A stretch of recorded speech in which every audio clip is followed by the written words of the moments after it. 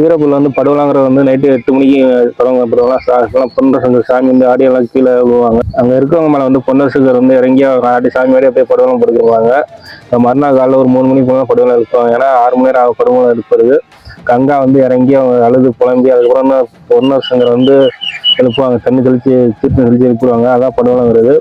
வேடக்குடிங்கிறது வந்து வேடக்குடி வந்து மறுநாள் வந்து சாயங்காலம் ஒரு 6 மணி போல நடக்கும். ஏன்னா 6 மணி மேலே தான் பொன்னரசுங்கர் வந்து அம்பு போட போவாங்க. அந்த அம்பு போட தான் வேடக்குடிங்கிறது. சாயங்காலம் ஒரு 6 மணி மேலே வந்து வீரப்புலேருந்து கிளம்பி போய் அணியாப்பூரில் போய் அம்பு போட்டு வருது. அந்த அம்பு போடுற இடத்துல வந்து வெள்ளை கலரில் பாலம் இருக்குது. அந்த வருஷம் வந்து வீரப்பூர் நல்லா செழிப்பாக இருக்குன்னு அர்த்தம். அந்த இடத்துல வந்து சிவப்பு கலரில் வந்துச்சுன்னா அது வந்து அந்த வருஷம் வந்து ரொம்ப வறட்சியாக காணும் அப்படின்னு சொல்லுவாங்க. ரொம்ப வறட்சியாக இருக்கும் அப்படின்னு சொல்லுவாங்க.